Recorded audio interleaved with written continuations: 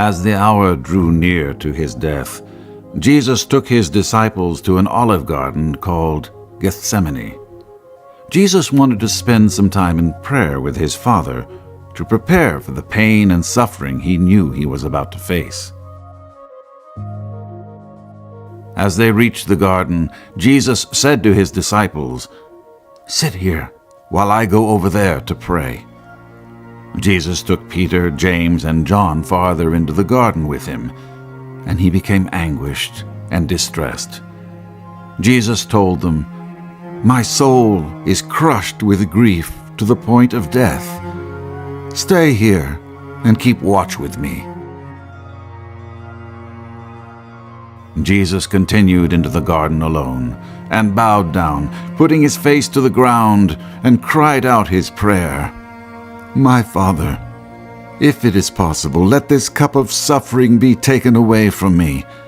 Yet I want your will to be done, not mine." Jesus returned to where he had left Peter, James, and John, and found them fast asleep under the olive trees. Jesus said to Peter, "Couldn't you watch with me even 1 hour? Keep watch and pray, so that you will not give in to temptation. For the spirit is willing, but the body is weak." After seeing that his disciples were awake, he walked back into the garden to pray a second time. Jesus prayed, "My Father, if this cup cannot be taken away unless I drink it, your will be done."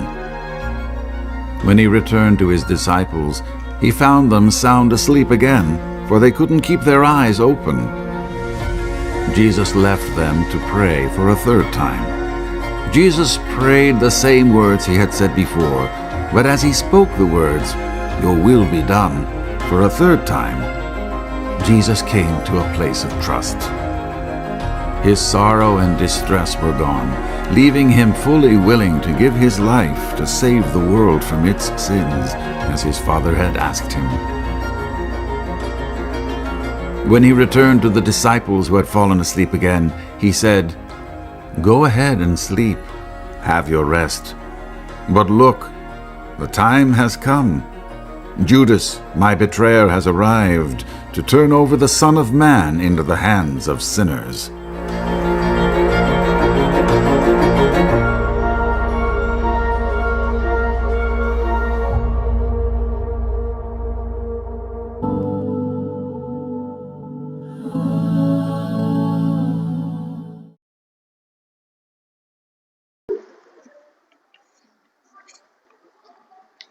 Ano ginasalat mo, Day?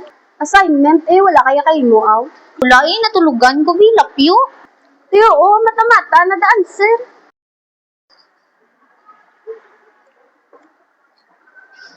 Okay, so good morning, class.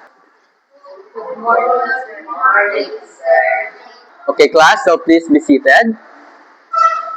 And kindly pass your assignments according to your role.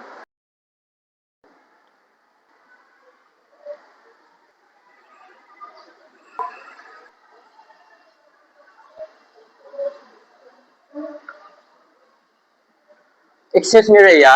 Wala ka naman sa assignment? Sir, may problema lang sa balay ng nalipat ko maghimo. Enough of your explanation. You are still responsible with your academic task. Get out of my class. Sir? Now!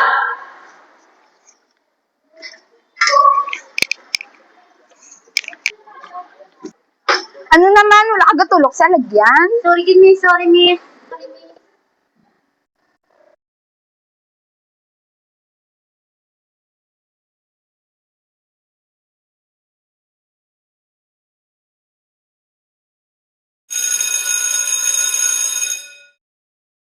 Good morning, sir. Sorry, I'm late.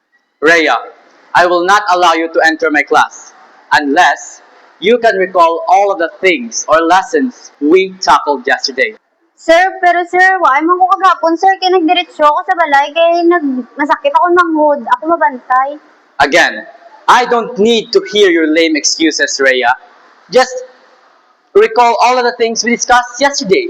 Sir, yesterday we discussed, See, class, amo na ang matabo sa inyo kung responsable ka mo klase estudyante. Why gid pulos? Just take your seat. sorry sir. Nan kay wala ka pulos. Ay, wala po.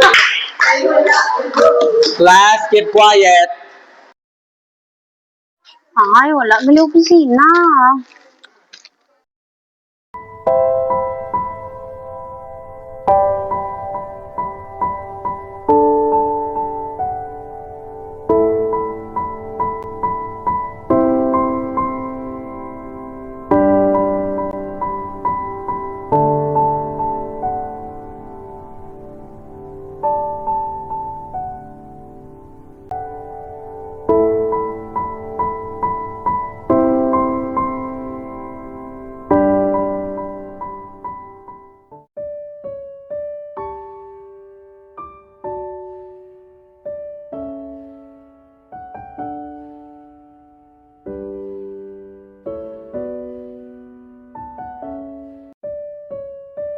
Nga agindalukan mo ko sa kalipay. Kibuta mo ko sang kasakit kag pangabuso. Wala na ako kabalo kung diin pa ko malugar. Kapoy-kapoy nangin ko. Ubus-ubus nangin ko. Paano na lang ni kapoy nangin katama. Nga amo ka na sa akon.